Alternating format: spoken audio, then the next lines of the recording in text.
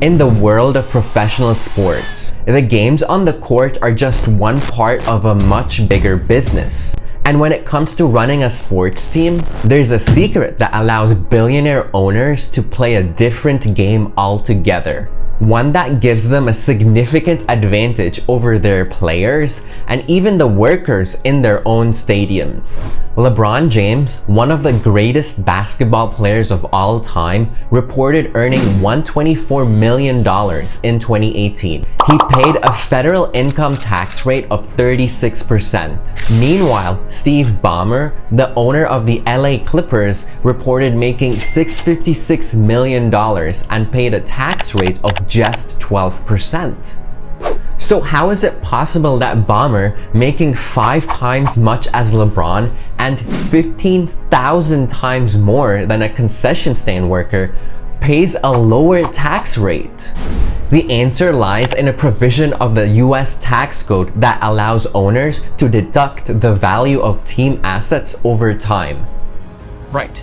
So why don't you explain what that is so they can understand? When someone buys a business, they can deduct the purchase price against their income. Let's say a billionaire owner purchases a sports team for $2 billion. The tax code allows them to write off nearly the entire purchase. Sports franchises are essentially monopolies that can virtually ensure the regeneration of their greatest assets, such as TV agreements and player contracts. There's little risk that players will stop playing for Ballmer's Clippers or that TV stations will stop airing their games.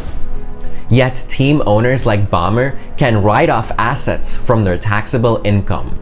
Leaked IRS records showed that the Clippers reported a loss of $700 million even though they've almost always made money.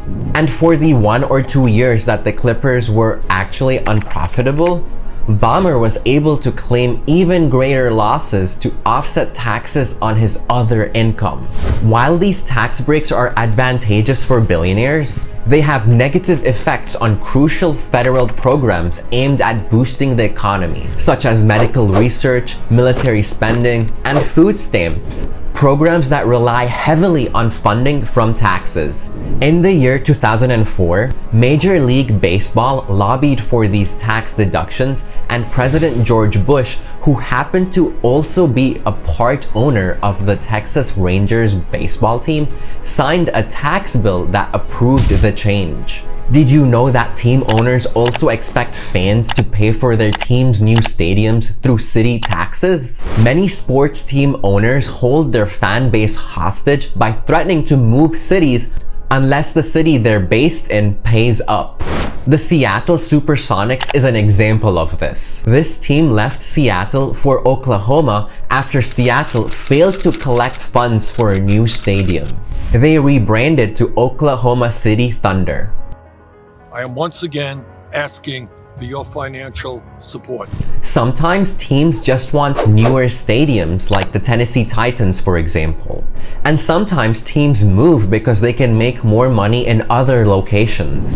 In either case, cities are willing to splurge on new stadiums. Billionaire owners of professional sports teams often exploit the loyalty and passion of their fans by continuously increasing ticket prices, merchandise costs, and concession stand prices. This financial burden falls on the fans who support the teams, making it harder for average individuals to afford to attend games or even support their favorite teams. Due to all the benefits of owning sports teams, the average value of baseball, basketball, football, and hockey teams has grown by over 500% in the past 2 decades. That's why investors have started to buy up esports teams as well, which are sports teams but for video games like Counter-Strike, Dota, and League of Legends.